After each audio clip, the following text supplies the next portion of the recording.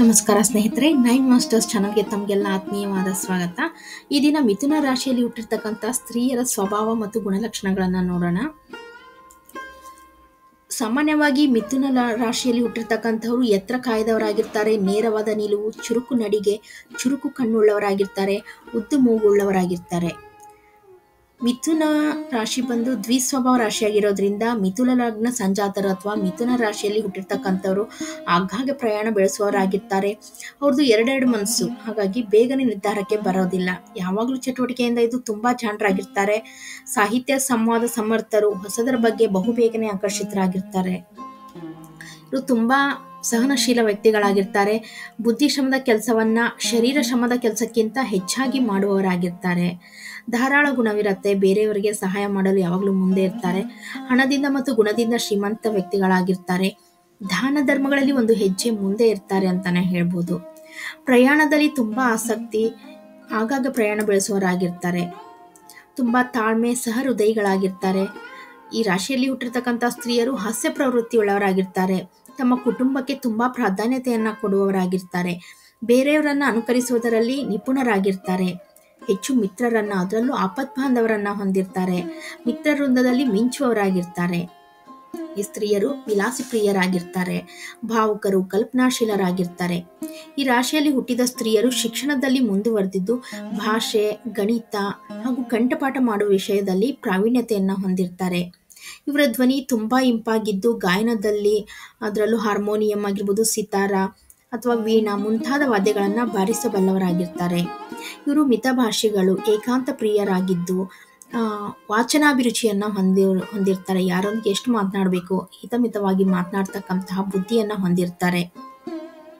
ಇಂಥ ಸ್ತ್ರೀಯರು ಯಾವುದೇ ಆಫೀಸಿನಲ್ಲಿ ಕಾರ್ಕೂನ್ ಕೆಲಸವನ್ನಾಗಲಿ, ಬುದ್ಧಿವಂತಿಕೆ ಕೆಲಸವನ್ನಾಗಲಿ ಉತ್ತಮ ರೀತಿಯಿಂದ ನಿರ್ವಹಿಸಬಲ್ಲರು. ಬುಧ ಇವರ ಜಾತಕದಲ್ಲಿ, ಅಂದ್ರೆ ಮಿಥುನ ರಾಶಿ ಅಧಿಪತಿ ಬಂದು ಬುಧ ಇವರ ಜಾತಕದಲ್ಲಿ ಏನಾದರೂ ವಕ್ರನಾಗಿದ್ದರೆ ಅಥವಾ ಪಾಪಗ್ರಹ ಯುಕ್ತನಾಗಿದ್ದರೆ ಅಥವಾ ದುಷ್ಟಭಾವದಲ್ಲಿದ್ದರೆ ಇಂತಹ ವ್ಯಕ್ತಿಗಳು ಕುತಂತ್ರರಾಗಿರ್ತಾರೆ, ದುರ್ಬುದ್ಧಿ ಉಳ್ಳವರಾಗಿರ್ತಾರೆ. ವಿಪರೀತ ಸಂದೇಹ ಅಂತ ಹೇಳ್ಬೋದು, ಪ್ರತಿಯೊಬ್ಬರಲ್ಲೂ ಸಂಶಯ ಪಡುವಂತಹ ಗುಣವನ್ನ ಹೊಂದಿರ್ತಾರೆ. ಆಮೇಲೆ ಇವ್ರಿಗೆ ಸಾಮಾನ್ಯವಾಗಿ ಗರ್ಭಕೋಶ ಅಥವಾ ಹೊಟ್ಟೆಗೆ ಸಂಬಂಧಪಟ್ಟಂತಹ ಕಾಯಿಲೆಗಳಿಂದ ಬಳಲ್ತಾ ಇರ್ತಾರೆ. ಇವರ ಅದೃಷ್ಟ ಸಂಖ್ಯೆ ಬಂದು 5 ನಂಬರ್ ಅಂತ ಹೇಳ್ಬೋದು. ಇವ್ರಿಗೆ ಅದೃಷ್ಟ ದಿಕ್ಕು ಅಂತಂದ್ರೆ ಪಶ್ಚಿಮ ದಿಕ್ಕು. ಅದೃಷ್ಟ ಬಣ್ಣ ಹಸಿರು ಬಣ್ಣ ಆಗಿರುತ್ತೆ. ಇವ್ರಿಗೆ ಹೊಂದತಕ್ಕಂತಹ ವೃತ್ತಿಗಳಂತ ನೋಡಿದಾಗ ಪತ್ತೇದಾರಿ ಕೆಲಸ ಆಗಿರ್ಬೋದು, ಸಂಶೋಧನಾ ಮೇಧಾವಿಗಳು, ಸಂಪಾದಕರಾಗಿರ್ಬೋದು, ಪತ್ರಕರ್ತರಾಗಿರ್ಬೋದು, ವಾಣಿಜ್ಯ ಕ್ಷೇತ್ರಗಳಲ್ಲಿ ಆಗ್ಬೋದು, ಯಾತ್ರಿಕರಾಗಿರ್ಬೋದು, ಲೆಕ್ಕಿಗರು ಅಥವಾ ಶಿಕ್ಷಣ ಕ್ಷೇತ್ರಕ್ಕೆ ಸಂಬಂಧಪಟ್ಟಂತಹ ಕೆಲಸಗಳು, ಉಪನ್ಯಾಸಕರಾಗಿರ್ಬೋದು, ಪ್ರಾಧ್ಯಾಪಕರಾಗಿರಬಹುದು ಅಥವಾ ಗಣಿತ ತಜ್ಞರಾಗಿರಬಹುದು, ವ್ಯಾಪಾರಿಗಳು, ಕಾರ್ಯದರ್ಶಿಗಳಾಗಿರಬಹುದು ಅಥವಾ ಸಹಾಯಕ ಹುದ್ದೆಯಲ್ಲಿರುವವರಾಗಿರ್ಬೋದು. ಇಂತಹ ಕೆಲಸಗಳು ಇವ್ರಿಗೆ ಚೆನ್ನಾಗಿರುತ್ತೆ. ಹಾಗೆ ನಟನೆ, ಕಲೆ, ಸಾಹಿತ್ಯದಲ್ಲಿ ಆಸಕ್ತಿಯನ್ನ ಹೊಂದಿರ್ತಾರೆ. ಇವ್ರಿಗೆ ಪ್ರತಿಕೂಲ ಸಮಯ ಅಥವಾ ಅಶುಭ ಸೂಚಕಗಳು ಅಂತಂದ್ರೆ ಪ್ರತಿ ಶನಿವಾರ ಯಾವುದೇ ಒಂದು ಒಳ್ಳೆ ಕೆಲಸಗಳನ್ನ ಶನಿವಾರ ದಿನ ಮಾಡದೇ ಇರೋದು ಒಳ್ಳೆಯದು. ಮತ್ತೆ ಡಿಸೆಂಬರ್ ತಿಂಗಳು ಇವ್ರಿಗೆ ಅಷ್ಟೊಂದು ಆಗಿ ಬರೋದಿಲ್ಲ. ಇವ್ರಿಗೆ ಅಷ್ಟು ಅಶುಭ ದಿನಾಂಕಗಳಂತಂದ್ರೆ 11, 16, 26 ಮತ್ತು 28ನೇ ತಾರೀಕು.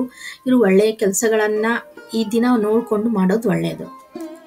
ಆಮೇಲೆ ವೃಷಭ ರಾಶಿ ಆಗಿರ್ಬೋದು, ಕನ್ಯಾ ರಾಶಿ, ಮಕರ ರಾಶಿಯ ವ್ಯಕ್ತಿಗಳೊಂದಿಗೆ ಇವರು ಜಾಗರೂಕರಾಗಿರೋದು ಉತ್ತಮ. ಅವರೊಂದಿಗೆ ಯಾವುದೇ ರೀತಿಯ ಪಾರ್ಟ್ನರ್ಶಿಪ್ ಕೆಲಸಗಳನ್ನಾಗಲಿ ಅಥವಾ ವಿವಾಹಕ್ಕೆ ಸಂಬಂಧಪಟ್ಟಂತಹ ನೋಡ್ತಾ ಇದ್ರೆ ಅದರ ಈ ರಾಶಿಗಳನ್ನ ನೋಡಿಕೊಂಡು ಮುಂದುವರಿಯೋದು ಒಳ್ಳೆಯದು. ಇದಿಷ್ಟು ಮಿಥುನ ರಾಶಿಯಲ್ಲಿ ಹುಟ್ಟಿರ್ತಕ್ಕಂತಹ ರಾಶಿ ಫಲವಾಗಿದ್ದು, ಹೆಚ್ಚಿನ ಮಾಹಿತಿಗಾಗಿ ಪರದೆ ಮೇಲೆ ಬರ್ತಕ್ಕಂತಹ ನಂಬರ್ಗೆ ಕರೆ ಮಾಡಿ ನಮ್ಮನ್ನ ಸಂಪರ್ಕಿಸಿ. ನಮಸ್ಕಾರ.